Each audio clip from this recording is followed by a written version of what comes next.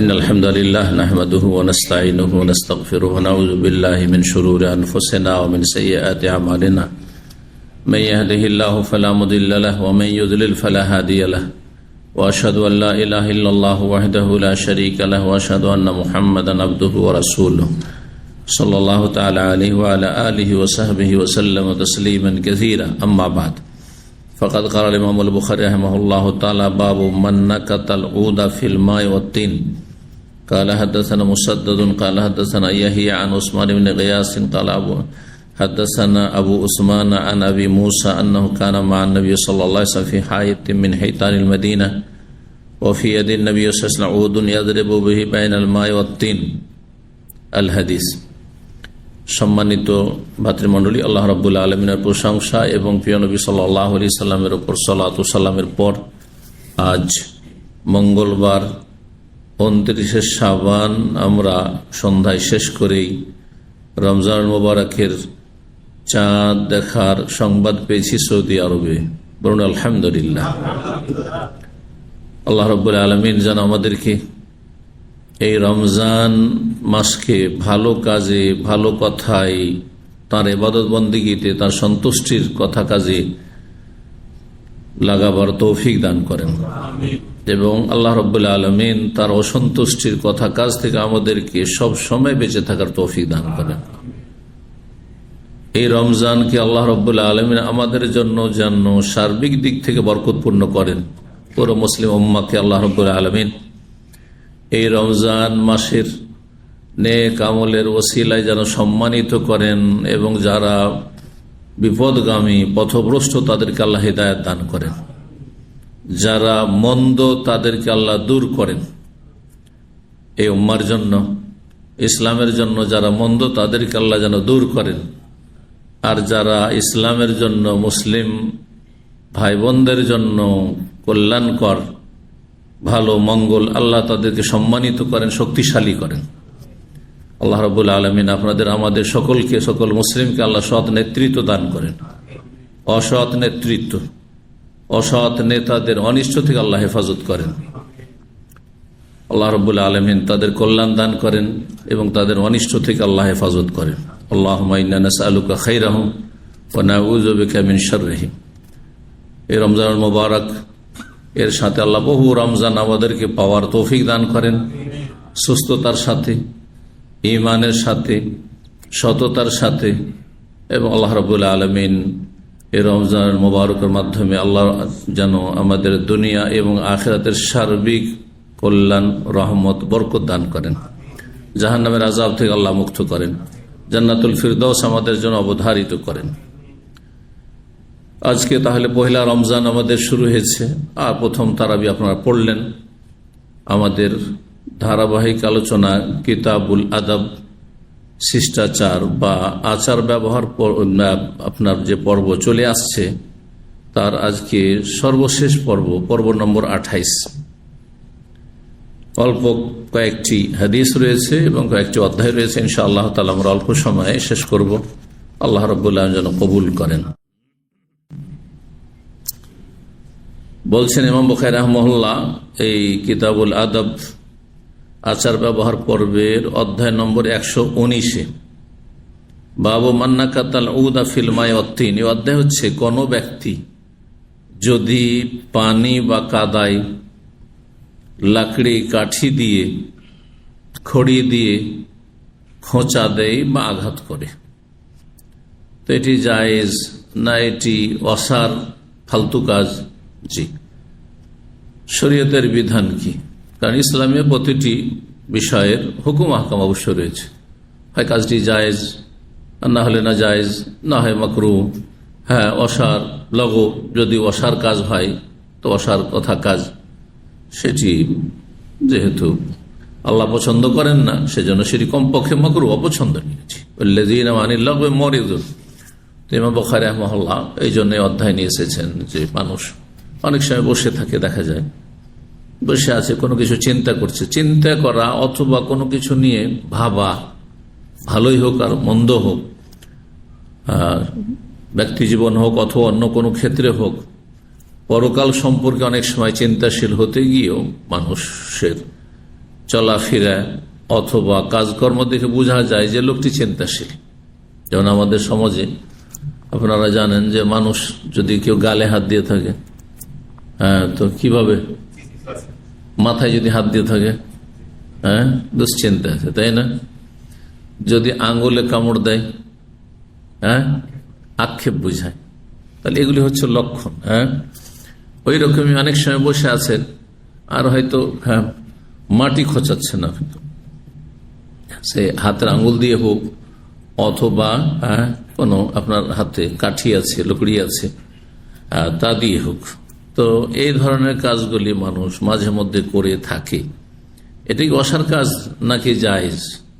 জায়েজ প্রমাণ করার জন্য হাদিস নিয়ে এসেছেন ইমাম বুখারী রাহিমাহুল্লাহ। ৬২১৬ নম্বর হাদিস বর্ণনা করেছেন আবু মুসা আশআরী রাদিয়াল্লাহু তাআলা আনহু। তিনি বলেন, আন্নাহু কানা মা নবী সাল্লাল্লাহু আলাইহি ওয়াসাল্লাম ফি হায়াতি মিন হাইতানিল মদিনা। তিনি নবী সাল্লাল্লাহু আলাইহি ওয়াসাল্লামের সাথে মদিনার বাগানগুলির কোন একটি বাগানে ছিলেন, যে বাগানগুলি প্রাচীর দিয়ে ঘেরা, সেগুলিকে হায়েত বলা হয়। হায়েত মানে বুস্তান। বাগান দুই রকম, প্রাচীর দিয়ে ঘেরা বাগান, যেটা আগের যুগে হইত। এখন যে মাজরা ফার্মগুলো সৌদি আরবে আছে, সবগুলি কিন্তু প্রায় ঘেরা থাকে। প্রায়গুলি কি থাকে? প্রাচীর দিয়ে বা কাঁটা তার দিয়ে ঘেরা থাকে সুরক্ষার জন্য। হায়াত মানে দেয়াল, আর দেয়াল দিয়ে ঘেরা হইতো, সেই জন্য হায়াত মানে দেয়াল না, এই যে ওয়ালকে সে বাড়ি ঘরের ওয়াল হোক আর এমনি কোনো কিছু ঘেরা হোক, সেটাকে হায়াত বলা হয়। এখান থেকে হায়াত মানে ঘেরা বাগান, যে বাগানকে কি করা রয়েছে? প্রাচীর দিয়ে ঘেরা রয়েছে, সুরক্ষিত করা রয়েছে। এইরকম বাগানে ছিলেন নবী সাল্লাল্লাহু আলাইহি ওয়াসাল্লাম, তার সাথে আবু মুসা আশআরীও ছিলেন। ওফি ইয়াদিন নবী ওদুন, নবী সাল্লাল্লাহু আলাইহি ওয়াসাল্লামের হাতে সেই সময় একটি লাকড়ি কাঠি ছিল। ইয়াদরিবু বাইনাল মায়াতিন, পানিও ছিল সেখানে, একটু কাদা পানি, মানে পানি মাটিগুলো রসাল কাদা পানি এক কথায় ছিল। সেখানে নবী সাল্লাল্লাহু আলাইহি ওয়াসাল্লাম আঘাত করছিলেন, হালকা আঘাত করছিলেন। যারা বাজারে মারা, কিন্তু এখানে মারা তো আর মানুষকে মারে, হ্যাঁ, বা কোনো পশুকে প্রাণীকে মারে, কিন্তু যেহেতু মাটিতে, এই জন্য আঘাত করার অর্থ করলাম। আর আঘাত করো মারা। ফাজা রাজুলুন, সেই সময় জনৈক ব্যক্তি আসলো, ইয়াস্তাফতিহু, আর সে বাগানের দরজা খোলা তলব করল, খুলতে বলল যে খোলেন, আমি প্রবেশ করব, অনুমতি চাইল। কে? তিনি আসছে। নবী সাল্লাল্লাহু আলাইহি ওয়াসাল্লামকে বলা হলো যে দরজার বাইরে কোন একজন আছে, দরজার বাইরে চোখের আড়ালে এখনো দেখেনি, কোন একজন আছেন যিনি অনুমতি চাইছেন বাগানে ঢোকার জন্য। হাদিসের আগে গিয়েছি কিন্তু সহিহ বুখারীতে, মনে আছে হয়তো। তো নবী সাল্লাল্লাহু আলাইহি ওয়াসাল্লাম ওহীর মাধ্যমে জানছেন যে এই সময়টা কে কে আসছে, ধারাবাহিক। বললেন যে ইফতাহ, খুলে দাও, ওয়াবাশশিরহু বিল জান্নাহ, এবং জান্নাতের সুসংবাদ দিও। তাহলে বোঝা গেল যে কোনো জায়গায় পার্সোনাল বসতে পারেন, মিটিং করতে পারেন, আর সেখানে যদি কাউকে অ্যালাউ না করেন তো অধিকার আছে, এতে মন খারাপ করার কিছু নেই। আমরা আলোচনা করছি এখানে, আর কিছু বাইরের লোক আসলো, এমন লোক যাদেরকে আমরা চাই না যে আমাদের এই বিশেষ মজলিসে আসুক, হ্যাঁ, বুঝছেন না? আমরা স্বেচ্ছাসেবক, রমজানে স্বেচ্ছাসেবক নিয়ে বসবো। এখন যদি বলেন আমরা সবাই বসবো, আমি যদি বলি না চলে যান, এতে মন খারাপ তো কিছু নেই, শরীয়তে এটি জায়েজ। আপনার এখানে কাজ নেই, আপনাকে বলা হচ্ছে আপনি যান অথবা আসেন না, যে কোনো অসুবিধা নাই। এই হাদিস থেকে মাসলা বোঝা যায়। খুলে দাও, অবশ্যই বিল জান্নাহ, জান্নাতের সুসংবাদ তাকে দিয়ে দাও। ফাযাহাব, তো গেলাম, ফাইজা আবু বকর, গিয়ে দেখলাম যে আবু বকর, তার মানে আবু মুসা আশআরী জানেন না যে কে আছে। ফাফাতাহতু লাহু, দরজা খুলে দিলাম তার জন্য, অবশ্যই বিল জান্নাহ, জান্নাতের সুসংবাদ দিয়ে দিলাম। তাহলে এই সমস্ত সাহাবায়ে কেরাম রাদিয়াল্লাহু তাআলা খোলাফায়ে রাশিদিন, তাদের জন্য জান্নাতের সুসংবাদ তাদের জীবদ্দশায় দেওয়া হয়েছে, বহু হাদিস দ্বারা প্রমাণিত। তাদের সম্পর্কে যদি তাদের ঈমান নিয়ে, তাদের জান্নাতে যাওয়া নিয়ে যদি কেউ সন্দেহ হয়, সে মুসলিম না। যারা সাহাবায়ে কেরামদের খোলাফায়ে রাশিদিন গাল দেয়, বরং তালাবের কোরআন ভাষায় জীব তার তাগুত হচ্ছে আবু বকর, উমর, তারা কি মুসলিম না? তারা কোরআন অস্বীকার, মুসলিম না। নিশ্চয়ই তাদেরকে চেনেন আপনারা। আর যদি না জানেন যে কোন গোষ্ঠী, আর তাদেরকে এক শ্রেণীর লোকেরা মুসলিম মনে করে, আদর্শ মনে করে, তাহলে আপনার ইসলাম সম্পর্কে, ইসলামের আকীদা সম্পর্কে জানা জরুরি। এখন আপনার ঈমান ইসলাম ঠিক হয়নি, কারণ কাফেরকে কাফের যদি না মনে করেন তাহলে আপনি মুসলিম হবেন না। কোরআন হাদিস দ্বারা যে সুস্পষ্ট যে বিষয়গুলি সেগুলিকে কেউ যদি এড়িয়ে যায় আর সেগুলিকে বিশ্বাস না করে, সেই আকীদা না রাখে, তো সে মুসলিম হতে পারবে না। তারপরে বলছেন ফাস্তাফতাহ রাজুলুন আখার, আর একজন ব্যক্তি এসে খুলতে বলল, অনুমতি চাইল আর কি। নবী সাল্লাল্লাহু আলাইহি ওয়াসাল্লাম বললেন ইফতাহ লাহু, তার জন্য খুলে দাও, অবশ্যই জানা, তাকেও জান্নাতের সুসংবাদ দিয়ে দাও। ফাইজা ওমর, খুলতে গিয়ে দেখলেন যে ওমর রাদিয়াল্লাহু আনহু, ফাতাহতুল্লাহ, খুলে দিলাম, ওয়াবাশশারাতু বিল জান্নাহ, জান্নাতের সুসংবাদ দিয়ে দিলাম।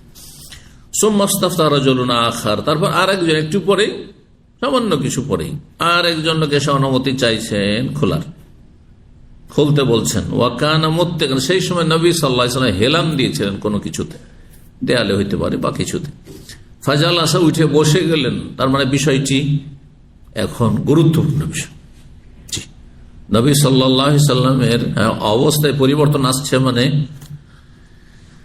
অবশ্যই তাতে গুরুত্বপূর্ণ কোন বিষয় রয়েছে। ফাকালা, বললেন ইফতাহ, তার জন্য খুলে দাও, অবশ্যই জান্নাতের সুসংবাদ দিয়ে দাও, কিন্তু আলা বালওয়ান তুসিবহু, কঠিন বিপদে পড়ার পরে জান্নাতের সুসংবাদ তাকে দাও। সে জান্নাতে যাবে, কিন্তু দুনিয়ায় কঠিন বিপদের সম্মুখীন, বালা, বালুয়া মানে বালা, বালা মানে বিপদ, বালা মুসিবত বলি না, বিপদ, কঠিন বিপদে পড়ার পরে সে জান্নাতবাসী হবে, জান্নাতে যাবে, এর সুসংবাদ দিয়ে দাও। এই বিপদটি কখন হবে? তার শাহাদাতের পূর্বে, জি, দুনিয়াতে। আবু বকর, ওমর সম্পর্কে কথা বললেন না, কিন্তু যদি ওমর রাদিয়াল্লাহু তাআলা আনহু শহীদ হয়েছেন, তাই না? হ্যাঁ, সালাত অবস্থায় তার উপর আক্রমণ করা হয়েছে, কিন্তু যেহেতু তিনি কাফেরের হাতে নিহত হয়েছে, সেই জন্য সেটাকে বালা বলা হয়নি। এবং উসমান রাদিয়াল্লাহু তাআলা আনহুকে শুধু শহীদ করা হয়নি, নির্মম ভাবে তাকে শহীদ করা হয়েছে। পানি বন্ধ করে দেওয়া হয়েছে, খাবার বন্ধ করে দেওয়া হয়েছে, মসজিদে আসা বন্ধ করে দেওয়া হয়েছে, ঘরে অবরোধ, ঘরে ঘেরাও করে রাখা হয়েছে। তো এই জুলুম অত্যাচারগুলি কারা করেছে? কাফের? হ্যাঁ না, কোনো কাফের নয়, এরা ছিল এক শ্রেণীর মুসলিম ফাসাদি, জঙ্গি, বাগী। এই জন্য জঙ্গিরা, মুসলিম সমাজের যারা জঙ্গি, হ্যাঁ, ইসলাম দ্রোহী, তারা কাফের চাইতে বেশি ভয়ঙ্কর, কাফের চাইতে বেশি ইসলাম এবং মুসলিমের জন্য ক্ষতিকর। নাসাউল্লাহ সালামত ওয়াল আফিয়া, আল্লাহ তাদের অনিষ্ট থেকে হেফাজত করুন।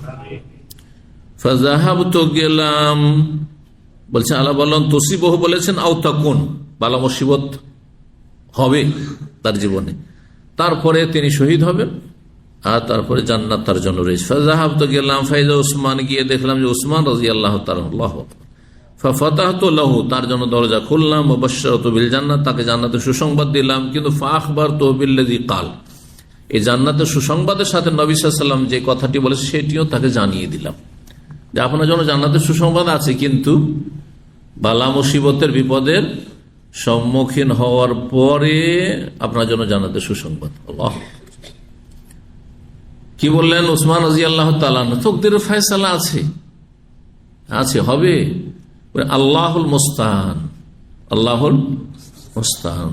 যদি কোথাও আপনি নিজেকে অসহায় দেখেন, তো এই জিকির পড়া হচ্ছে সুন্নাহ খলিফার। আল্লাহুল মুস্তাআন মানে আল্লাহর কাছেই সাহায্য চাইছি, আল্লাহ সাহায্যকারী। 120 নম্বর অধ্যায় বলছে বাবুর রাজুল ইয়ানকুতু শাই'a বিয়াদিহি ফিল আরদি। এই অধ্যায় হচ্ছে এমন কোন ব্যক্তি সম্পর্কে, সে যদি কোন লকড়ি কাঠি দিয়ে নয়, বরং নিজের হাত দিয়ে বা হাতের আঙ্গুল দিয়ে যদি মাটিতে আঘাত করে বা খোঁচা দেয়, তো এটি জায়েজ কিনা? অনেকে মাটি নিয়ে খেলাধুলা করেন, বসে আছেন, হয়তো মাটিতে খোঁচা মারছেন আপনি, তো এটা কোনো অসার কাজ যদি সবসময় করতে থাকেন, হ্যাঁ, তাহলে তো অসার কাজ। কিন্তু কখনো মাঝে মধ্যে কোনো সময় বসে আছেন, আর কোনো বিষয় হয়তো চিন্তা করছেন, ভাবছেন, অথবা কল্পনা জল্পনা আসছে, আর তার সাথে হয়তো করছেন, তো জায়েজ, এটি না জায়েজ কিছু নাই। 6217 নম্বর হাদিস বর্ণনা করছেন আলী রাদিয়াল্লাহু তাআলা আনহু তিনি কুন্না মা'আন নবী ফি জানাজাতিন, আমরা নবী সাল্লাল্লাহু আলাইহি ওয়াসাল্লামের সাথে কোন একটি জানাজায় ছিলাম। ফাজাআলা ইয়ানকুতুল আরদা বিউদিন, তখন নবী সাল্লাল্লাহু আলাইহি ওয়াসাল্লাম মাটিতে একটি লকড়ি কাঠি দ্বারা, কিছু অঞ্চলের লোকের লকড়ি বলে, আমরা লকড়ি বলি, কিন্তু কিছু অঞ্চলের লোকের লাকড়ি বলে, কথা বলছেন না, লাকড়ি কাঠি দ্বারা কি করছিলেন, খোঁচা মারছিলেন বা আঘাত করছিলেন হালকা মাটিতে। ফকালা, আর লাকড়ি ছিল হাতে, সুতরাং কেউ যদি হাত দিয়েও খোঁচা মারে, এইটা হচ্ছে ইমাম বুখারী রাহিমাহুল্লাহ অধ্যায়ের সাথে মিল, কিন্তু হাদিস ঘটনা কিন্তু আলাদা আলাদা, তাই না? আগেটা আবু মুসা আশআরীর, তারপর সেটি বাগানের ঘটনা, যে আলী রাদিয়াল্লাহু তাআলা আনহু, এটি জানাজার ঘটনা, এটি বাগানের ঘটনা নয়, জানাজায় গিয়ে। ফাকালা, বললেন নবী সাল্লাল্লাহু আলাইহি সাল্লাম, লাইসা মিনকুম মিন আহাদিন, তোমাদের মধ্যে এমন কোন ব্যক্তি নেই, ইল্লা ওয়াকাদ ফুরিগা মিন মাকাদিহি মিনাল জান্নাতি ওয়ান নার, তার স্থান জান্নাতে না জাহান্নামে, এই বিষয় থেকে আল্লাহ বিষয়টিকে চূড়ান্ত করে আল্লাহ অবসর হয়ে গেছেন, মানে এই কাজটি আল্লাহ করে ফেলেছেন অলরেডি, যে কে জান্নাতি কে জাহান্নামী, তকদিরে আল্লাহ রাব্বুল এটি চূড়ান্ত ফয়সালা করে রেখেছেন আসমান জমির সৃষ্টি 50,000 বছর আগে, কে জান্নাতি কে জাহান্নামী। তকদিরে শুধু এইটাই লেখা আছে, তকদিরে লেখা নাই যে আপনি সৌদি আরব আসবেন আর রিয়াল ইনকাম করবেন, লেখা আছেন না? নেই। তো যদি এই কথা এই হাদিসটির জন্য যদি বলেন, তাহলে আমল করে কি হবে? যদি আমার তকদিরেই জাহান্নামে লেখা থাকে, তো লেখা থাকে, তো আমি কি করে জান্নাত পাবো? তো তকদির তো সবই তকদির না লেখা আছে, বুঝছেন না? আপনার দুনিয়ার তকদির গুলো তো লেখা আছে, হ্যাঁ, আপনার হায়াতেরও তো তকদির লেখা আছে, আসমান জমির শেষ 50,000 বছর আগে। তাহলে আপনি কেন বলেন না যে তকদিরে যদি অ্যাক্সিডেন্ট থাকতে হবে, না হলে হবে না, আর গাড়ির সামনে শুয়ে গেলেন, হ্যাঁ, ট্রেন আসছে শুয়ে যান, করবেন? তকদিরে যদি রিয়াল থাকে, তো আমার দরকার কি কষ্ট করে ভিসা কেন, আর এই মেডিকেল করো, আর এত কষ্ট করো, আর দালাল ধরো, ভিসা তলাশ করে এত পেরেশানি উঠাবে, দরকারটা কি? তারপরে কাজকর্ম করার দরকারটা কি? বাসায় নাকে তেল দিয়ে ঘুমাই, রিয়াল চলে আসবে। দুনিয়ার বেলা তো যদি বলিও যে আসবে, তবুও বিশ্বাস করবেন না, আর আপনি আমার কথা মানবেন না। কে মানবে? পাগল ছাড়া কেউ করবেন না। কিন্তু দিনের ক্ষেত্রে অনেক মূর্খরা বলে তকদিরে ফয়সালা করা আছে, তো আর নামাজ রোজা আর কি, হ্যাঁ, যেটা আছে সেটাই হবে। না, এই কথা নাই। আপনি ভালো আমল করছেন না, তার মানে আপনার তকদিরে জাহান্নাম আছে। আপনি গুনাহ থেকে বাঁচছেন না, মানে আপনার তকদিরে জাহান্নাম আছে। এটি হচ্ছে লক্ষণ। আপনি লক্ষণ কেন খারাপ করছেন? তারপরে তকদিরে লেখা আছে মানে আমরা কি নিরুপায়, বাধ্য, হ্যাঁ, পাথরের মতো? হ্যাঁ, না, পাথরে যেমন যেখানে পড়ে আছে থাকবে, কিয়ামত পর্যন্ত কেউ যদি নাড়াচাড়া না করে ওখানেই পড়ে থাকবে, ঠিক না? আমি আপনি কি তেমন স্বেচ্ছায়, হ্যাঁ, এসা সালাত পড়লেন, তারাবি পড়লেন, যারা পড়া, তারপরে স্বেচ্ছা তারাবি পড়ে অধিকাংশ লোক সব চলে গেছে, আর আপনার অল্প কয়েকজন আলহামদুলিল্লাহ এখানে স্বাধীনভাবে লিফটে সিঁড়িতে বিভিন্নভাবে উঠে এখানে এসেছেন 5 তলে, আর তারপরে এখানে ধরছে বসছেন, নাকি পাথর মতো বেঁধে নিয়েছি কেউ এখানে ফেলে দিয়ে গেছে, আর উঠতে পারছেন না, এখন উঠতে পারবেন না? তাহলে বোঝা গেল যে তকদিরের ফয়সালা চূড়ান্ত হওয়ার সাথে সাথে আমাদেরকে আল্লাহ কি দিয়েছেন? নিজের স্বাধীনতা দিয়েছেন। সীমিত আকারে মানুষের স্বাধীনতা রয়েছে, গায়ে যতটা জোর আছে অতটা স্বাধীনতা আল্লাহ দিয়ে রেখেছে, ভালো আমল করারও আর মন্দ কাজ করারও। আর এর উপরে হিসাব নিকাশ, এর উপরে জান্নাত জাহান্নামের ফয়সালা। ফাকালু, লোকেরা তখন বললেন, আফালা নাত্তাকিলু, তাহলে কি আমরা এই তকদিরে যে চূড়ান্ত ফয়সালা, এর উপর কি আস্থা ভরসা করে নেব না? যা আছে আছে, জান্নাত থাকলে পাবো, এটাই করবো, আমল ছেড়ে দেবো? ওয়ানাদাউল আমাল, ওনার আমল করা ছেড়ে দেবো? কালা না, না, এ মালু, তোমরা তোমাদের কর্ম করো, তোমাদের কাজ তোমরা করো, এ মালু, তোমরা আমল করতে থাকো। ফাকুল্লুন মুয়াসসারুন, এতটুকু এই হাদিসে রয়েছে। অন্যরা কুল্লুন মুয়াসসার লিমা খুলিকা লাহ, প্রত্যেকের জন্য সহজ করে দেওয়া হয়েছে, আসান করে দেওয়া হয়েছে এমন বিষয়কে যার জন্য তাকে সৃষ্টি করা হয়েছে। আমাকে জান্নাতের জন্য যদি সৃষ্টি করা হয়, মানে তকদিরে যে জান্নাত থাকে, তো ওইটা আমাকে সহজ লাগছে। আরে ফজরে আমাকে উঠতেই সহজ লাগবে, বুঝছেন না? নেকির কাজ করতেই সহজ লাগবে, ভালো লাগবে, মজা লাগবে। আর যে হতভাগা, যাকে জাহান্নামের জন্য সৃষ্টি করা হয়েছে, ওকে পাপের কাজ করতেই মজা লাগে, আমোদ ফুর্তি করতে। হারামে সে আমোদ ফুর্তি করছে, হারামে সে বিনোদন খুঁজছে। জি, ফাকুল্লুন মুয়াসসারুন। আর তারপরে সূরাত ওয়াল্লাইলি ইযা ইয়াগশা আয়াত নম্বর 5 পাঠ করে, ফাআম্মা মান আতা ওয়াত্তাকা ওয়া সাদ্দাকা বিল হুসনা ফাসানুয়াসসিরুহু লিল ইউসরা। যেই ব্যক্তি আল্লাহর রাস্তায় দেবে, আল্লাহ দিতে বলেছে, নেও নয়, দেন, মানুষকে দিতে পারেন, দেন, অভাবীকে দেন, আত্মীয় স্বজনকে দেন, বাপ মাকে দেন, স্ত্রীকে দেন, ছেলে মেয়েকে দেন, দেন, আপনি জাকাত দেন, ফরজ দেন, নফল দেন। ওয়াত্তাকা, এবং আল্লাহকে ভয় করবে, সংযত হবে, পাপ মুক্ত থাকবে। ওয়াসাদ্দাকা বিল হুসনা, এবং ভালো কথা কাজকে বিশ্বাস করবে, যে ভালো কথা কাজ ভালো, এটা বিশ্বাস করে। এটা হচ্ছে একটি তাফসীর। আরেকটি হচ্ছে হুসনা, জান্নাতের আর একটি নাম, যে জান্নাতে বিশ্বাসী, জাহান্নামে বিশ্বাসী। ফাসানুয়াসসিরুহু লিল ইউসরা, আল্লাহ বলছেন যে এই শ্রেণীর লোকের জন্য জান্নাতের রাস্তাকে সহজ করে দেব। ইউসরা, জান্নাতের রাস্তা সহজ, কিন্তু সেটাকে মানুষ কঠিন যখন করে দিয়েছে, বিভিন্ন পাপে জড়িয়ে গিয়ে, তখন কঠিন হয়েছে। না হলে এতে যে শান্তি আছে, দেখেন, যে কোনো ভালো কাজে একটা শান্তি আছে, মানসিক শান্তি আছে, শারীরিক শান্তি আছে। আপনি বাজারে বসে থাকেন আর মসজিদে বসে থাকেন, কে বেশি শান্তি পায়?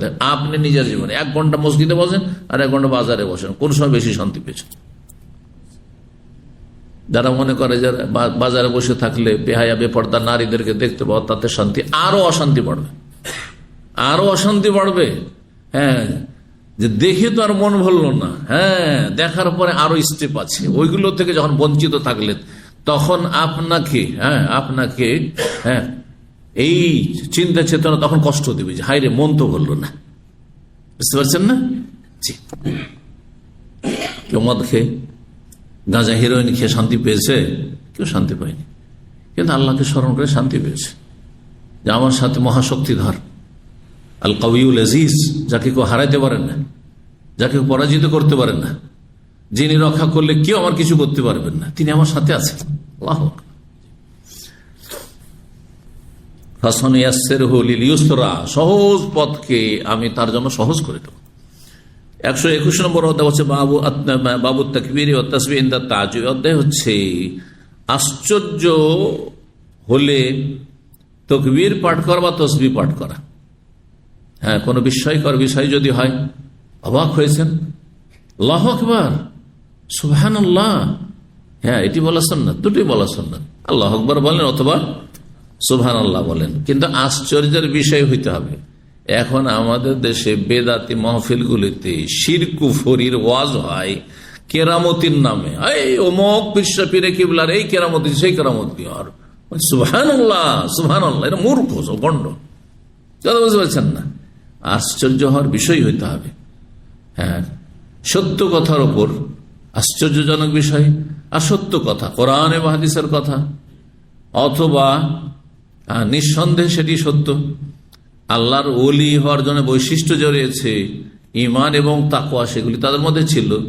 তাকওয়া সবচেয়ে বড় বেঁচে থাকা হচ্ছে শিরক থেকে বেঁচে থাকা, কুফরি থেকে বেঁচে থাকা। আর এদের আকীদা, সুফিদের আকীদাতে শিরক বেদাতে ভরা, তাদের কি করে কেরামতি হইতে পারে? মোটেই কেরামতি নয় এগুলো। জি, শয়তানের খেলা তাদের সাথে হচ্ছে, হ্যাঁ, অথবা জাদু টোনা, জি, এগুলি তাদের, শয়তান তাদের সাহায্য করে থাকে। আর তারপরে মিথ্যার ছড়াছড়ি, তার সাথে মিথ্যার ছড়াছড়ি, আল্লাহ হেফাজত করুন।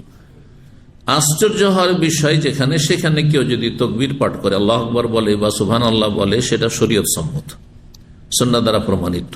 6218 নম্বর হাদিস বর্ণনা করেছেন হিন্দ বিনতুল হারিস, তিনি বলেন, আন্না উম্মা সালামা রাদিয়াল্লাহু তাআলা, উম্মে সালামা রাদিয়াল্লাহু তাআলা আনহা বললেন, তিনি হাদিস বর্ণনা করে, উম্মুল মুমিনিন তিনি বলছেন, ইস্তাইকাযান নবী সাল্লাল্লাহু আলাইহি ওয়াসাল্লাম, একদিন নবী সাল্লাল্লাহু আলাইহি ওয়াসাল্লাম ঘুম থেকে জেগে উঠলেন, জাগ্রত হলেন, আর জেগেই বলছেন সুবহানাল্লাহ।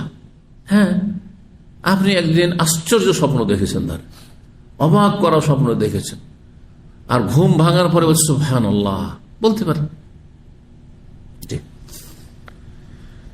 সুবহানাল্লাহ, মাযা উনজিলা মিনাল খাযাইনি ওয়া মাযা উনজিলা মিনাল ফিতানি। আজকের রাত, অন্য রিওয়ায়াতে রয়েছে যে আজকের রাতে, আল্লাইলা কথাটি রয়েছে, আজকের রাতে আমি স্বপ্ন যোগে যা দেখলাম, কত না ভান্ডার, মানে রহমতের ভান্ডার, বরকতের ভান্ডার, হ্যাঁ, কত না ভান্ডার আল্লাহর পক্ষ থেকে, আসমান থেকে নাজিল হয়েছে। বহু তাহলে আল্লাহর রহমত, বরকত আর বিভিন্ন রকমের বিষয়। কাউকে আল্লাহ সম্মানিত করছেন, কাউকে লাঞ্ছিত করছেন, কাউকে আল্লাহর অভাবমুক্ত করছেন, কাউকে আল্লাহ সুখী করছেন, কাউকে হাসাচ্ছেন, কাউকে কাঁদাচ্ছেন, সব ফয়সালা আকাশ থেকে হচ্ছে। তো এই ভান্ডারগুলি, রহমত বরকতের কত না ভান্ডার আজকে নাজিল হয়েছে, নেমে এসেছে জমিনে। ওয়ামা উনজিলা মিনাল ফিতান, তার সাথে কত না ফিতনা, ফাসাদ, অশান্তি, মুসলিমদের মাঝে কলহ, লড়াই, আর কত যে মারামারি, হানাহানি, ওইগুলো নাজিল হয়েছে। বালা মুসিবত নাজিল হয়েছে, বহু বালা মুসিবত কত না নাজিল হয়েছে আজকের রাতে। তারপরে রাসূল বললেন, মাইয়ুকিযু সাওয়াহিব আল হুজার বা হুজরাত, অন্য রিওয়ায়াতে রয়েছে হুজরাতুনের বহু বচন, হুজরা মানে কক্ষ, রুম। তো নবী সাল্লাল্লাহু আলাইহি ওয়াসাল্লামের সহধর্মিণীগণ সেই সময় ঘুমাচ্ছিলেন রাতের বেলা। নবী সাল্লাল্লাহু আলাইহি ওয়াসাল্লামের গভীর রাতে ঘুম ভেঙেছে। ঘুম ভাঙার পরে তিনি উম্মে সালমার বাড়িতেই নিশ্চয় ছিলেন, নাহলে উম্মে সালমা কি করে বর্ণনা করলেন, অথবা তার নবী সাল্লাল্লাহু আলাইহি ওয়াসাল্লাম শুনেছেন, ছিলেন হয়তো সেখানে। নবী সাল্লাল্লাহু আলাইহি ওয়াসাল্লাম কি বললেন, তাহলে অনেক ধর্ম ভান্ডার আজকে রাত্রে নাজিল হয়েছে, অনেক রহমত বরকতের ভান্ডার নাজিল হয়েছে, আর ফিতনাও নেমে এসেছে আসমানে, বালা মুসিবত, মেলা বালা মুসিবত এসেছে।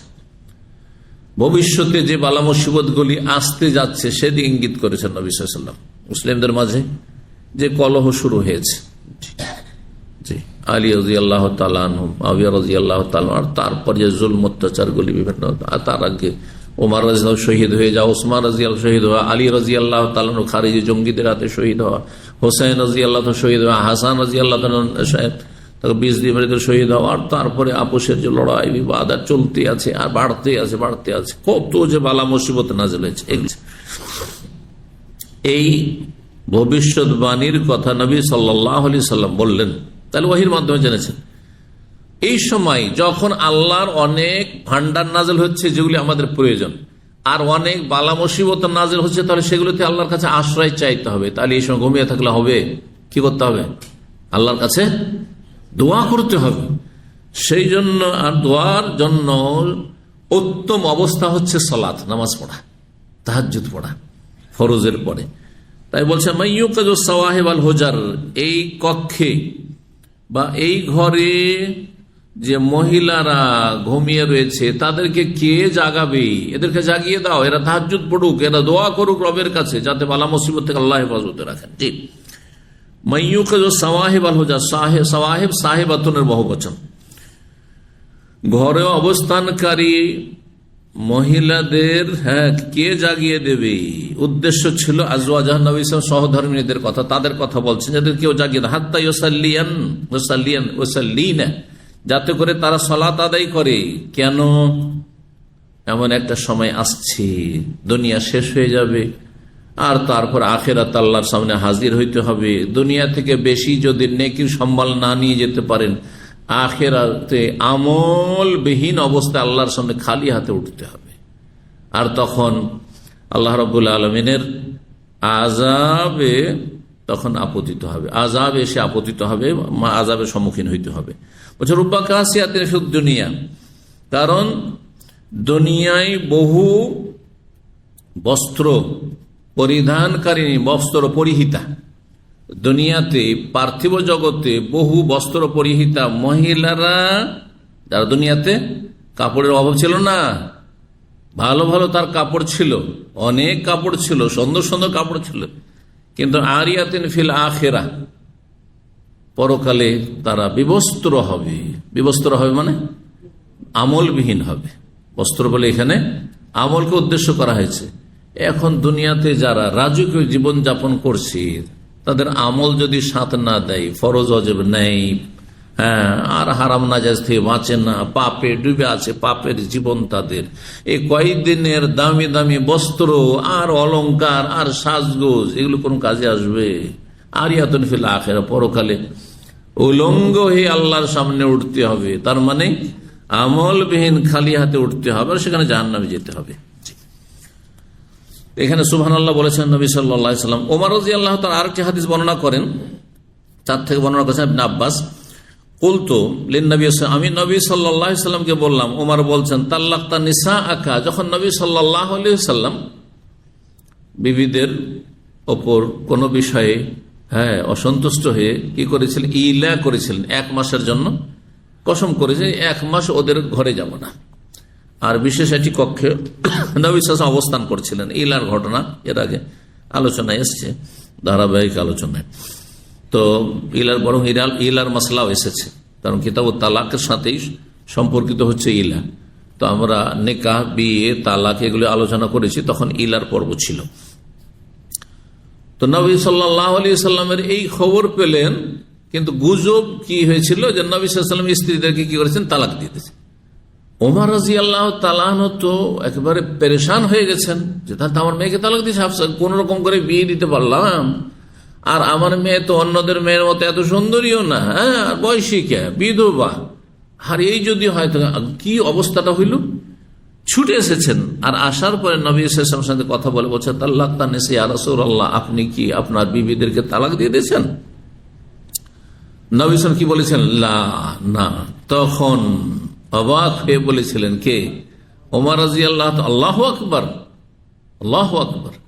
তাহলে অবাক হলে সুবহানাল্লাহ বলার হাদিস পেলেন, আল্লাহু আকবার বলার হাদিস পেলেন। জি, 6219 নম্বর হাদিস বর্ণনা করেছেন সাফিয়া বিনতে হুয়াই, নবী সাল্লাল্লাহু আলাইহি ওয়াসাল্লাম সহধর্মিণী। তিনি বলেন, আন্নাহা জাত রাসূলুল্লাহ সাল্লাল্লাহু আলাইহি ওয়াসাল্লাম তাজুরুহু, রাসূলুল্লাহ সাল্লাল্লাহু আলাইহি ওয়াসাল্লাম ইতিকাফে ছিলেন, রমজান মাসের শেষ 10 দিন ছিল। আর সেই সময় রাতের বেলা সাফিয়া রাদিয়াল্লাহু তাআলা আনহা স্বামীর সাথে দেখা করার জন্য ইতিকাফের জায়গা মসজিদে এসেছেন। তাহলে ইতিকাফ অবস্থায় স্ত্রী স্বামীর সাথে দেখা করতে যেতে পারে। স্ত্রী যদি স্বামীর সাথে দেখা করতে যেতে পারে, তাহলে ভাই বোন, আত্মীয় স্বজন, অথবা যখন মহিলাই যেতে পারে, স্ত্রী হোক অথবা অন্য কেউ হোক, তাহলে পুরুষ লোকেরা কেউ কারোর সাথে দেখা করতে যেতে পারে। আমি ইতিকাফ আছি আর আমার ছাত্ররা যদি আপনারা দেখা করতে আসেন, জায়েজ নয়? কিন্তু ইতিকাফ সম্পর্কে আমাদের দেশের অধিকাংশ লোকের ভুল ধারণা, ইতিকাফ মানে কোনো মানুষের সাথে কথা বলা যাবে না, একেবারে ভুল কথা। আচ্ছা, স্ত্রী স্বামীর সাথে দেখা করতে গেছে, শুধু দিনের কথাই আলোচনা হবে? কেমন আছেন, ভালো আছেন, শরীর কেমন আছে, কি অবস্থা, এগুলো আলোচনা হবে না? তাহলে এগুলো কথা, তাহলে ইতিকাফে যিনি আছেন তার সাথে কেউ এসে জিজ্ঞাসা করে কেমন আছেন, ভালো আছেন, আল্লাহ ভালো রাখুন, কি খবর, বলা যাবে না?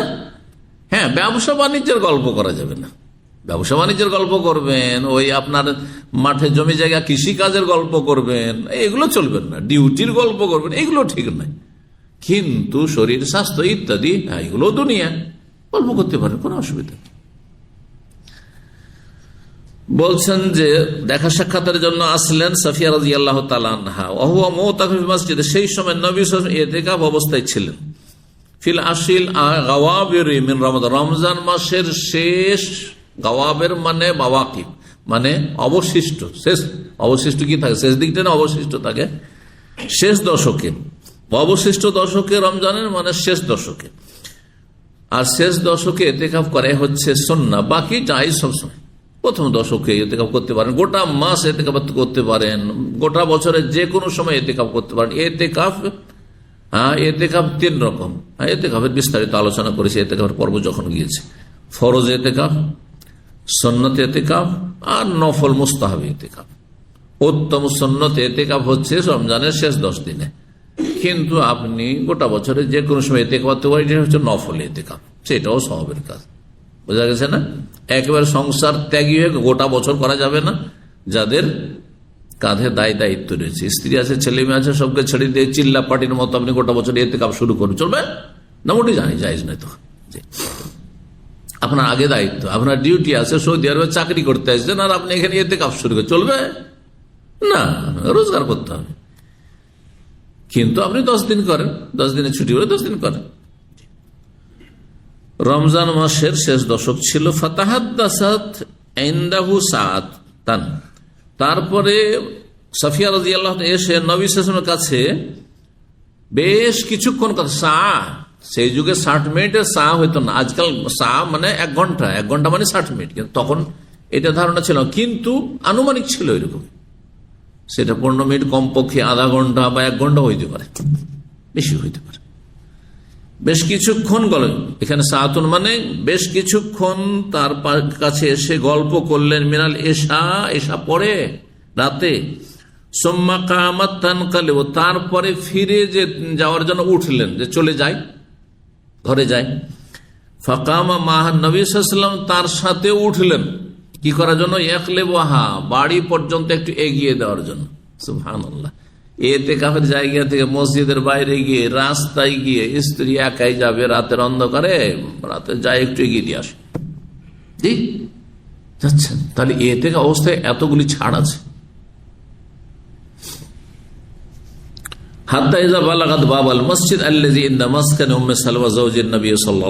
যখন সাফিয়া রাদিয়াল্লাহু তাআলা মসজিদের দরজা পর্যন্ত পৌঁছলেন, কোন দরজা? মসজিদে তো বেশ কিছু দরজা ছিল, যেই দরজাটি ছিল ইনদা মাসকান উম্মে সালমা, নবী সাল্লাল্লাহু সহধর্মিনী উম্মে সালমা রাদিয়াল্লাহু তাআলা আনহার বাসার পাশের। এই বাসাগুলি, কক্ষগুলি কোন দিকে ছিল? যেদিকে আপনি যখন কিবলামুখী হয়ে মসজিদে নবীতে দাঁড়াবেন, তো মা আয়েশা রাদিয়াল্লাহু তাআলার কক্ষ তো জানা আছে, যেখানে নবী সাল্লাল্লাহু আলাইহি ওয়াসাল্লামের কবর আছে, তাই না? রওজায় দাঁড়াচ্ছেন আপনি সালাত পড়ার জন্য, বাম হাতে মা আয়েশা রাদিয়াল্লাহু তাআলা আনহার ঘর ওইটি। আর তারপরে তার পিছন দিকে সার হয়ে 9 স্ত্রীর ঘর ছিল, মহিলা সেকশনটা বাম দিকে। তো দরজার কাছে, যেই দরজার কাছে উম্মে সালামা রাদিয়াল্লাহু তাআলা আনহার বাসা ছিল, সেখান পর্যন্ত যখন সাফিয়া পৌঁছিলেন, এখন তাহলে সাফিয়া রাদিয়াল্লাহু তাআলার বাসা আরেকটু দূরে আছে, তারপরে আছে। মাররা বিহিমা রাজুলান মিন আনসার, আনসারীদের 2 জন ব্যক্তি তখন তাদের পাশ দিয়ে অতিক্রম করছে, রাতের বেলায় 2 জন লোক যাচ্ছে। আর নবী সাল্লাল্লাহু আলাইহি ওয়াসাল্লামের সাথে একজন মহিলা মানুষ দেখে তারা কি করেছে? একটু দ্রুত হাঁটতে শুরু করেছে, একটু জোরে টান দিয়েছে। ফাসাল্লামা আলা, কিন্তু রাসূলুল্লাহ সাল্লাল্লাহু আলাইহি ওয়াসাল্লামকে সালাম বলে, রাসূলুল্লাহ সাল্লাল্লাহু আলাইহি ওয়াসাল্লামকে উভয়ে সালাম বলল। সুম্মা নাফাজা, তারপরে দ্রুত বেগে এগিয়ে যেতে লাগলো। তারা একটু জোরে এগিয়ে যেতে পারলো। বড় মানুষের সাথে যদি পরিবার থাকে, ফ্যামিলি থাকে, তো স্বাভাবিক লজ্জা লাগে, লাগে না? লজ্জা লাগবে। কিন্তু লজ্জা মানে এই না যে সালাম দেবেন না, সালাম দিয়ে চলে যান আপনি। তাই করলেন সাহাবীরা, এটি ছিল আদব তাদের মুসলিম সমাজে। ফাকালাহু রাসূলুল্লাহ সাল্লাল্লাহু আলাইহি ওয়াসাল্লাম, তখন তাদেরকে কি বললেন? তাড়াতাড়ি চলে যাচ্ছে, হ্যাঁ বুঝলেন না? আলা রিসলিকুমা, কি বললেন?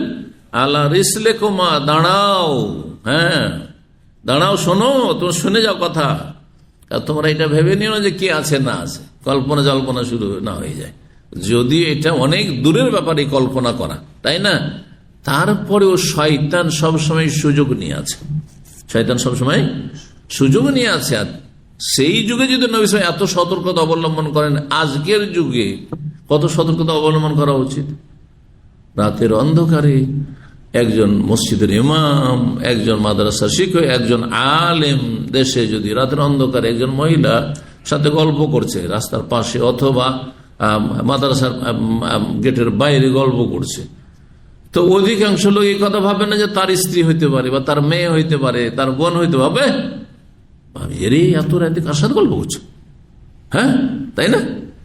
কারণ শয়তান সবসময় নেগেটিভ চিন্তা করাবে আপনাকে গুনাহগার বাড়াবার জন্য, বা আর ভালো মানুষের মান সম্মান নষ্ট করার জন্য। তো আপনাকে নেগেটিভ কে চিন্তা করতে বলেছে? আপনার দায়িত্ব দেওয়া হয়েছে না? মোটেই না। যদি কেউ গুনাহে জড়িত থাকে, তো রব আছেন দেখার জন্য, বিআন্নাল্লাহি, আর আল্লাহ দেখছেন, আল্লাহ হিসাব নেবেন। আপনার কি তাতে? আপনি কেন গুনাহগার হবেন? তো ভুল ধারণা যেন না হয়। এখানে আরেকটি মাসলা, যদি আপনি দেখেন যে আমার সম্পর্কে একটা ভুল ধারণা মানুষ হইতে পারে, তাহলে সংশয় নিরসন করতে হবে, ধারণা দূর করে দিতে হবে, যাতে ভুল ধারণা না হয়।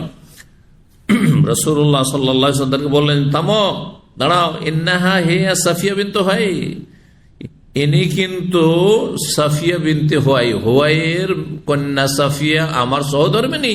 জি, ভাবিও না যে অন্য কোনো মহিলা আছে।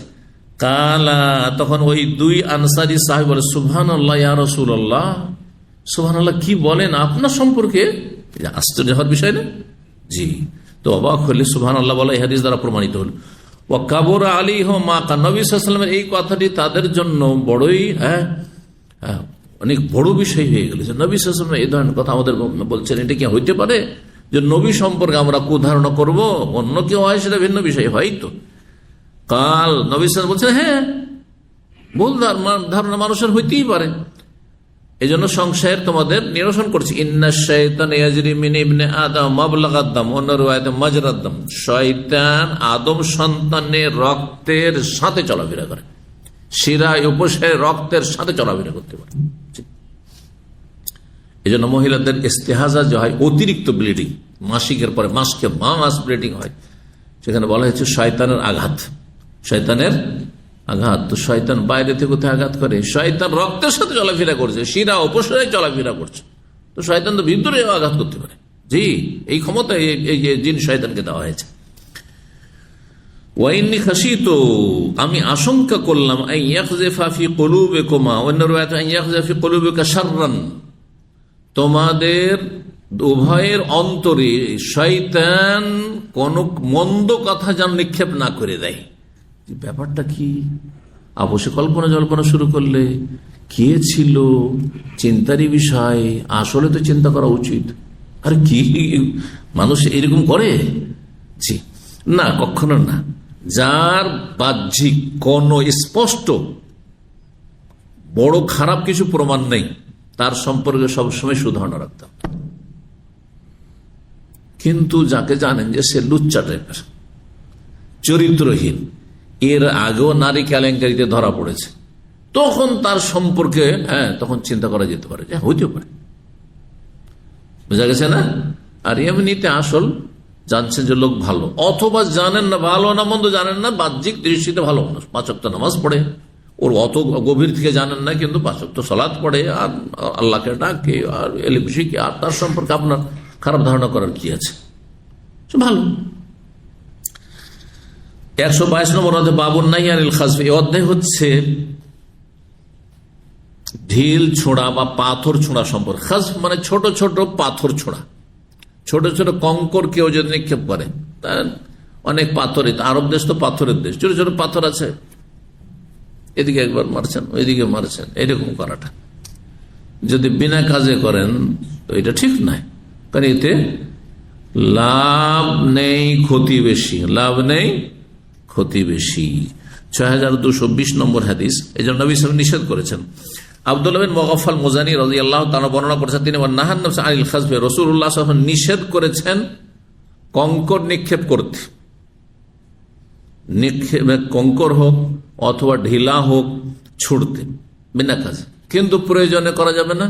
এখন গাছ থেকে আপনি পেয়ারা পাড়বেন, আম পাড়বেন, মারতে হবে আপনার ঢিলা, মারবেন না, জায়েজ আছে, প্রয়োজনে জায়েজ আছে, কিন্তু দেখতে হবে যে আশেপাশে কোনো মানুষ না থাকে, কারো ক্ষয়ক্ষতি না হয়, বা আমি মারলাম এদিক থেকে আর কারো বাড়িতে গিয়ে পড়ে গেলে এমনটা না হয়, এগুলো খেয়াল রাখতে অবশ্যই রাখতে হবে। যে নিষেধ করেছেন কেন বলছেন, আর বলেছেন এই কথা, ইন্নাহু লা ইয়াকতুলুস সাইদ, কারণ এই কঙ্কর নিক্ষেপ করায় বা ঢেলা ছোড়াই কি হয় না, কোন শিকার মারতে পারে না।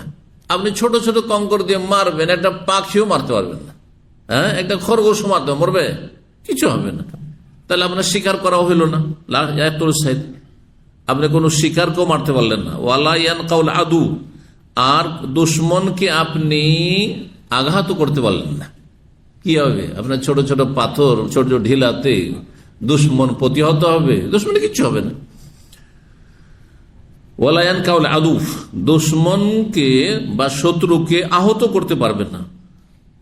আর ক্ষতির দিক, লাভ তো হলো না, তাহলে ক্ষতির দিক হচ্ছে ওয়াইন্নাহু ইয়াফকার, ছোট ছোট কঙ্কর যদি চোখে লেগে যায় তো চোখকে ফুঁড়ে দেবে, চোখে আঘাত করে দৃষ্টিশক্তি চলে যেতে পারে। ওই এক্সরেশন দাঁতে যদি লেগে যেত, দাঁত ভেঙে যেতে পারে, দাঁত ভেঙে যেতে পারে। ওই এক্সরেশন 123 নম্বর অধ্যায় হচ্ছে বাবুল হামদুলিল আতিসি অধ্যায় হচ্ছে যে ব্যক্তির হাঁচি আসবে তার আলহামদুলিল্লাহ বলা। 6221 নম্বর হাদিস, এটি হচ্ছে সুন্নাহ। আনাস বিন মালিক রাদিয়াল্লাহু তাআলা তিনি বলেন আতাসা রাজুল ইনদান নবী সাল্লাল্লাহু আলাইহি ওয়াসাল্লাম, নবী সাল্লাল্লাহু আলাইহি ওয়াসাল্লামের সামনে দুইজন লোকের হাঁচি পড়লো। ফাসাম্মাতা আহাদাহুমা ওয়া লাম ইউসাম্মিতাল আখার, একজনের জবাবে নবী সাল্লাল্লাহু আলাইহি ওয়াসাল্লাম ইয়ারহামুকাল্লাহ বললেন, কিন্তু আরেকজনের জবাবে ইয়ারহামুকাল্লাহ বললেন না। দুইজন লোকের হাঁচি পড়লো, একজনের জবাব নবী সাল্লাল্লাহু আলাইহি ওয়াসাল্লাম দিলেন, আরেকজনের জবাব দিলেন না। ফাকিল আল্লাহ, তখন জিজ্ঞাসা করা হলো যে এমনটা কেন করলেন ইয়া রাসূলুল্লাহ? দুজনেরই হাঁচি পড়লো, কিন্তু ইয়ারহামুকাল্লাহ একে বললেন, কিন্তু একটু পরে আরেকজনের যে হাঁচি পড়লো তো ওকে ইয়ারহামুকাল্লাহ কেন বললেন না? বললেন উত্তরে হাজা হামিদাল্লাহ, এই লোকটি যেহেতু আলহামদুলিল্লাহ পড়েছে সেই জন্য আমি বললাম ইয়ারহামুকাল্লাহ। আর এই আল্লাহ শুকরিয়া আদায় করেনি, হাঁচি পড়লো, চুপচাপ থেকে গেল, আলহামদুলিল্লাহ বলল, সেই জন্য তার হক হয় না যে তাকে ইয়ারহামুকাল্লাহ বলি। বোঝা গেছে না? তো ইয়ারহামুকাল্লাহ পাওয়ার জন্য কি করতে হবে? আল্লাহর শুকরিয়া আদায় করতে হবে। হাঁচি পড়লে যে কত যে শারীরিক উপকারিতা রয়েছে সেটা মেডিকেল সায়েন্স আজকাল প্রমাণ করেছে। কথা বুঝতে পারছেন না? তো আপনি যে এই নিয়ামত পেলেন যে হাঁচির মাধ্যমে আপনার শরীর হালকা হয়ে গেল, আপনার মাথা হালকা হয়ে গেল, আপনার শারীরিক অনেক উপকারিতা হইল, আপনি কই আল্লাহ শুকরিয়া আদায় করেন? আলহামদুলিল্লাহ বলেন। এই জন্য আলহামদুলিল্লাহ, এই রহস্যের কারণে আলহামদুলিল্লাহ। এই লোক আল্লাহর প্রশংসা করেছে, আলহামদুলিল্লাহ বলেছে, ওয়াহাদ আল্লাহ হামিদুল্লাহ। এই লোক যার জবাব দিলাম না সে আল্লাহর প্রশংসা করেনি, সেই জন্য আল্লাহ তাকে বলিনি। 124 নম্বর অধ্যায় বলছে বাবু তাসমিতুল আতিস আহমেদ আল। এই অধ্যায় হচ্ছে যে ব্যক্তির হাঁচি পড়বে তার জবাবে ইয়ারহামুকাল্লাহ বলা। তাসমিদ মানে জবাব দেওয়া। কি বলে জবাব দেওয়া? ইয়ারহামুকাল্লাহ বলে, যদি সে আল্লাহর প্রশংসা করে, যদি সে আল্লাহর প্রশংসা করে। এসিটা বন্ধ করতেন। 6222 নম্বর হাদিস বর্ণনা করেছেন মুআবিয়া ইবনে সুয়াইদ বিন মুকাররিন বারা বিন আযব রাদিয়াল্লাহু তাআলা আনহু। তিনি বলেন নবী সাল্লাল্লাহু আলাইহি ওয়াসাল্লাম আমাদেরকে নির্দেশ দিয়েছেন 7টি, ওয়া নাহানা আন সাবিন, আর 7টি কাজ থেকে বারণ করেছেন। 7টি হুকুম আর 7টি নিষেধাজ্ঞা। বলছেন আমাদেরকে নির্দেশ দিয়েছে বিয়াদাতিল মারিজ, রোগীর খোঁজ খবর নেওয়া। পাড়া প্রতিবেশী আত্মীয় স্বজন বা আশেপাশে যারা আছে যাদেরকে চেনেন আর যাওয়া সম্ভব, খোঁজ খবর নেওয়া সম্ভব, তাহলে রোগীর খোঁজ খবর নেবেন। সরাসরি যাওয়া সম্ভব, সরাসরি যদি সম্ভব না আর আপনার আত্মীয় দেশে আছে তাহলে টেলিফোনের মাধ্যমে, সোশ্যাল মিডিয়ার মাধ্যমে, যেইভাবে যেই যুগে সম্ভব হয় খোঁজ খবর নেওয়া। ওয়াইত্তেবায়ে জানাজা, আর জানাজার অনুসরণ করা। 2 তাসমিতুল আতিস, আর যার হাঁচি পড়বে হাঁচির জবাব দেওয়া, যদি সে আলহামদুলিল্লাহ বলে ইয়ারহামুকাল্লাহ বলে জবাব দেওয়া। ইজাবাতুদ দাঈ, আর কেউ যদি দাওয়াত দেয় তো দাওয়াত কবুল করা। যদি ওলিমার দাওয়াত হয় তো কবুল করা ওয়াজিব, আর অন্য দাওয়াত কবুল করা হচ্ছে সুন্নাত মুস্তাহাব। 5 নম্বর রাদ্দুস সালাম, সালামের জবাব দেওয়া। সালামের জবাব দেওয়া ওয়াজিব আর সালাম দেওয়া সুন্নাত। ওয়া নাসরুল মাজলুম, নির্যাতিত ব্যক্তি কারো জুলুম অত্যাচার হচ্ছে তাহলে পারলে যথাসাধ্য সাহায্য করবেন। ওয়া ইবরারুল মুকসিম, যেই ব্যক্তি কসম করেছে তাকে কসম থেকে মুক্ত করা। যদি আপনি পারেন যে তাকে তার কসমটা ভাঙতে দেব না, রক্ষা করতে পারবেন আপনি, তাহলে রক্ষা করবেন। যেমন একজন লোক বলছে ভাই আল্লাহর কসম আপনাকে বলি আজকে চলেন আপনাকে ইসলাম যেতে হবে। বলছে ভাই শরীরটা ভালো নাই, যাবো না। বলছে আল্লাহর কসম বলছে আপনাকে যেতে হবে, কারণ শরীর ভালো নেই, তারপর আইসেন আপনি। কারণ না হলে ওকে কি করতে হবে? কাফারা দিতে হবে, কসমের কাফারা। কয় মিসকিনের? 10 মিসকিনের। এক মিসকিনের কমপক্ষে একজনের খাবার আজকাল 15 রিয়ালের নিচে পাওয়া যাবে না, তাই না? তাহলে কত লেগে গেল? 150 রিয়াল লেগে গেল। জি, এই ছিল 7টি হুকুম। আর 7টি বিষয় থেকে নিষেধ করেছেন। 1 আন খাতামিজ যাহাবে, স্বর্ণের আংটি। স্বর্ণের আংটি পুরুষের জন্য জায়েজ নয়। কিসের আংটি জায়েজ? জি, বর্ণনাকারী সন্দেহ। অথবা হালাকাতিজ যাহাব, স্বর্ণের বালা বলেছেন, বালা জায়েজ নয়। বালা আংটি ছাড়া বালা যদি হয় রূপার তবু জায়েজ না। আমাদের সে ছেলে সন্তান একসময় আমরা ছোটকালে দেখেছি, ছেলে হোক আর মেয়ে হোক সবকে কি করত? বালা দিত, নারীরে দাদিরে বালা দিত, সব করে জায়েজ নয়। ওয়াল্লুবসিল হারির, আর রেশম, সাধারণ রেশম। হারির যে কোনো সাধারণ রেশমকে বলা হয়। সাধারণ রেশমের কাপড় পরিধান করা পুরুষের জন্য জায়েজ নয়। দিবাজ, পাতলা চিকন রেশম। ও সন্দোষ, একেবারে মিহিন একবারে খুব ফ্যান্সি সন্দোষ আর রেশমের কাপড় বস্ত্র। ওয়াল মায়াসের, আর রেশমি জিন, মায়াসের রেশমি জিন মানে রেশমের কাপড়ের এমন একটা গদি তৈরি করতো, যেই গদিটা বাহনের পিঠে, উটের পিঠে অথবা ঘোড়ার পিঠে, বাহনের পিঠে দিয়ে তাতে মানুষ চাপত, সেটি নিষেধ করেছেন রাসূলুল্লাহ সাল্লাল্লাহু আলাইহি ওয়াসাল্লাম। কয়টি হলো এখানে তাহলে? হ্যাঁ, 5টি। আর বাকি আরো 2-1টি রয়েছে, কাসি আরো কি কি, এসব নিষেধ করেছেন। 100 এরকমই এর থালা বাসন, রূপার থালা বাসন নিষেধ করেছেন। জি। 125 নম্বর অধ্যায় হচ্ছে বাবু মায়ুস্তাহ মিনাল ওতাসি ওয়া মা ইউকরাহু মিনাত তাসাউব। এই অধ্যায় হচ্ছে হাঁচি পড়া ভালো, আর হাই আসা, হাই হা করে দেওয়া, হাই আসা হচ্ছে অপছন্দনীয়। যখন অপছন্দনীয়, এতে শয়তান, জিন শয়তান হাসার সুযোগ পায়, সেই জন্য সেটাকে একটু প্রতিরোধ করার চেষ্টা করবেন, একবার বড় হা করে দেবেন না একবারে। জি। 6223 নম্বর হাদিস, আবু রাদিয়াল্লাহু তাআলা তিনি বলেন, ইন্নাল্লাহ ইউহিব্বুল ওতাসা, আল্লাহ হাঁচি পড়াকে ভালোবাসেন, কারণ হাঁচি পড়লে বান্দা সুস্থ হয়। হাঁচি পড়লে শরীরটা হালকা হইল, শরীর অ্যাক্টিভিটিস বাড়লো, সক্রিয়তা বাড়লো, আর আপনি নিজেকে সুস্থতা ফিল করছেন। দেখবেন হাঁচি পড়ার পরে মাথাটা একবারে সর্দিতে ভার ভার হয়েছিল, আর যেমনই হাঁচি পড়লো আরাম, অনেকটা আরাম। আল্লাহর বড়ই হিকমত, সুবহানাল্লাহ।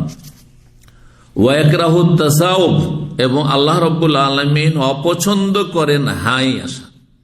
জি। ফাইজা আতাসা, সুতরাং কারো যদি হাঁচি পড়ে, ফাহামেদুল্লাহ, আলহামদুলিল্লাহ বলে, ফাহাক্কুন আলা কুল্লি মুসলিম, প্রতিটি মুসলিমের ওপর হক হয়ে যায়, সামিয়াহু, যে আলহামদুলিল্লাহ বলতে শুনবে, ইউসাম্মিতাহু, তার যেন জবাব বলে ইয়ারহামুকাল্লাহ বলে।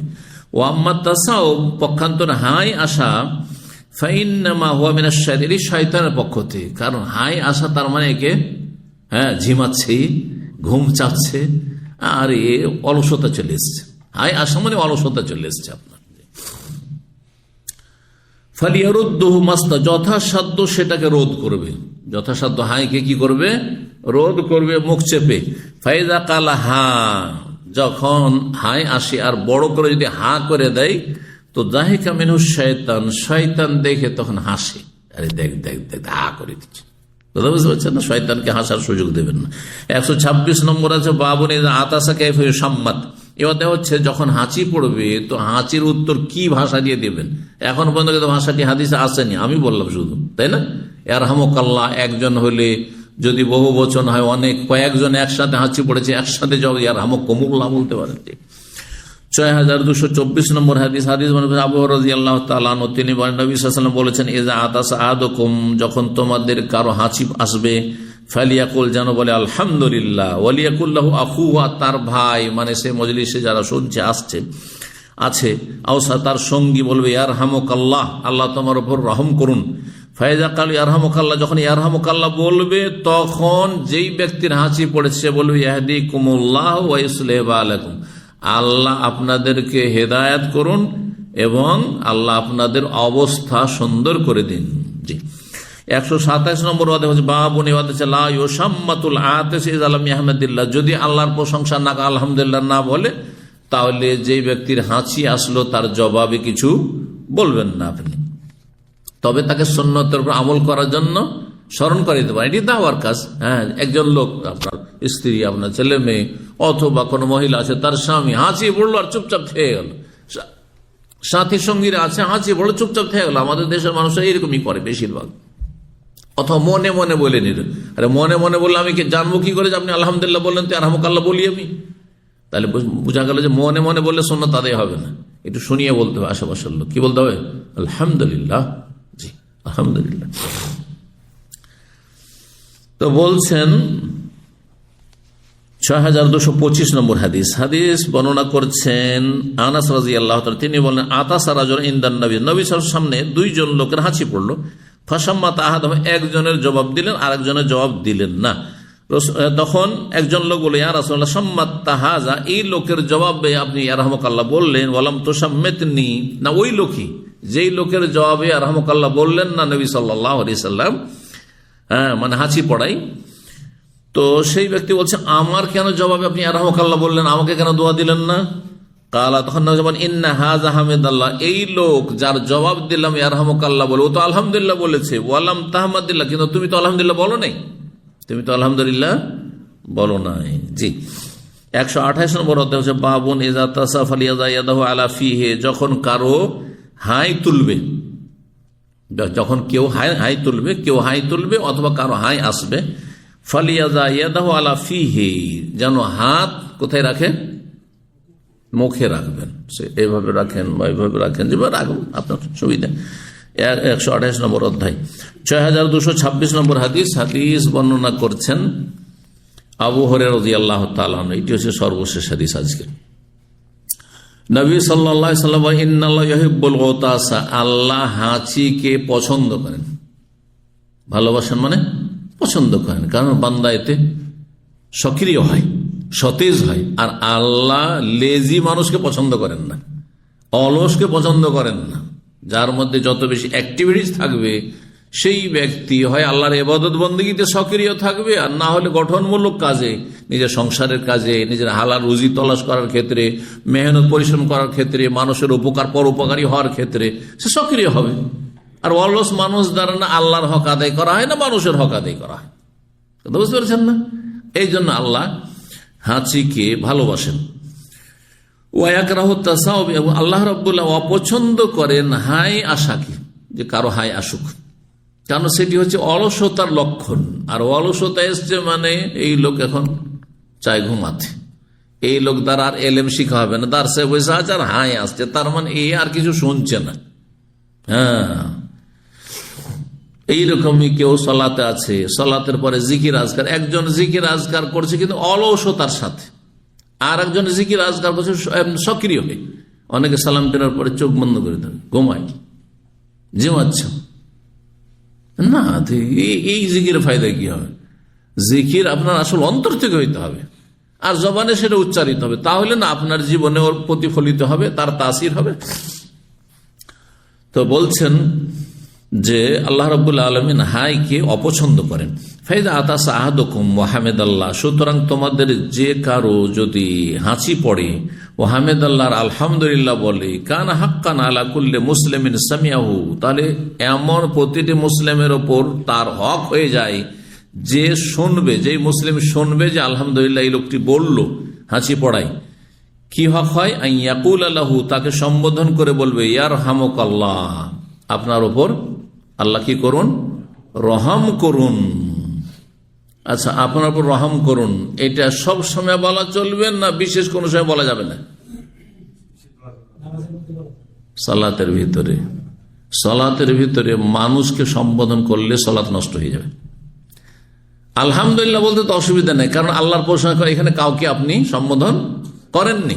আপনার হাঁচি পড়েছে, আপনি আলহামদুলিল্লাহ বললেন, কিন্তু মুসল্লিদের মধ্যে অনেক মূর্খ আছে, ও জানে না, ও শুধু মাসলা জেনেছে যে কেউ যদি আলহামদুলিল্লাহ বলে হাঁচি পড়ায় তাহলে কি বলতে হবে?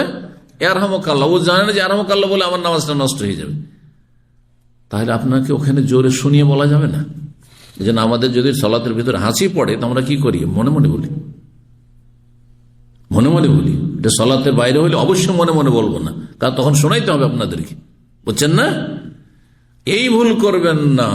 হ্যাঁ, যে আমি আলহামদুলিল্লাহ বলবো, নামাজের মধ্যে আল্লাহ শুকরিয়া আদায় করবো আলহামদুলিল্লাহ, জোরে বললে অসুবিধা রেখে। আরে জোরে বললে অসুবিধা এই যে জাহেল লোকেরা তোমাকে ইয়ারহামুকাল্লাহ বলে দিয়েছে, তাদের নামাজটাই নষ্ট করে দিবে। তো তার সালাত নষ্ট হওয়ার একটা কারণ তুমিও, তোমার অজ্ঞতাও। বোঝা গেছে না? হ্যাঁ, সতর্ক সাবধান। আলহামদুলিল্লাহ বলার ক্ষেত্রেও সতর্ক সাবধান। সালাতের ভিতরে আলহামদুলিল্লাহ বলবেন, কিন্তু মনে মনে আস্তে, পাশের লোক যাতে শুনতে না পায়। আর সালাতের বাইরে যদি হয় তাহলে আলহামদুলিল্লাহ আপনি জোরে বলুন, যাতে করে আপনি ইয়ারহামুকাল্লাহর দোয়া পান।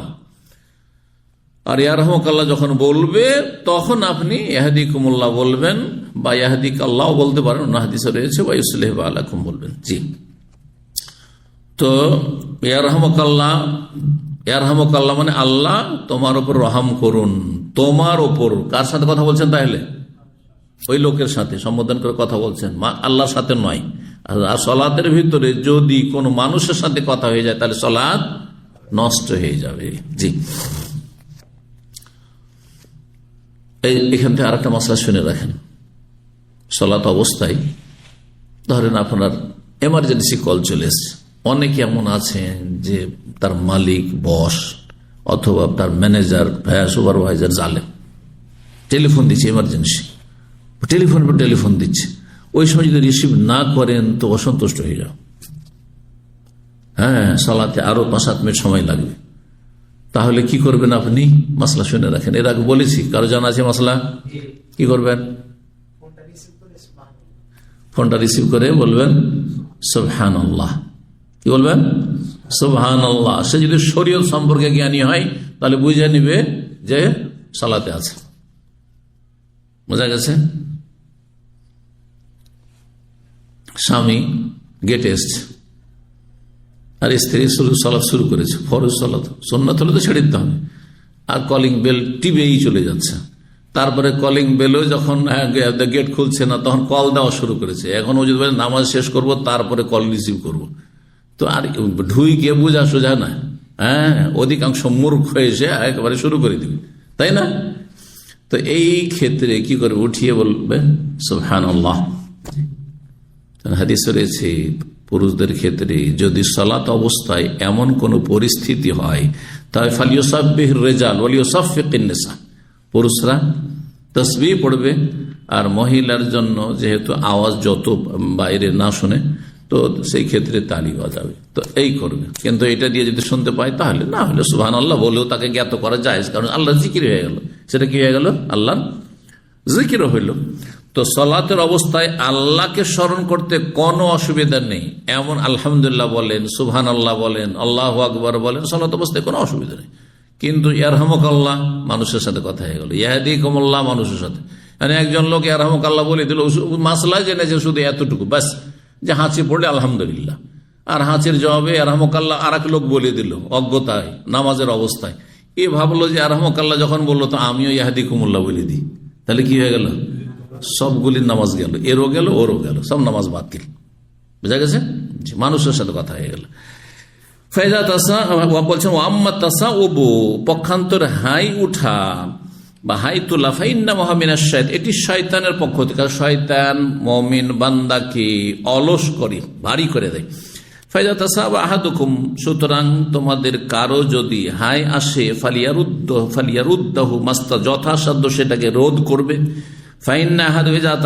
কারণ তোমাদের যে কারো যখন হাই আসে বা যে কোনো ব্যক্তি যখন হাই তোলে, জাহিকা মিনহু শয়তান, শয়তান তাতে হাসতে থাকে জি, যে আমি কাজ করেছি, অলস বানাতে পেরেছি।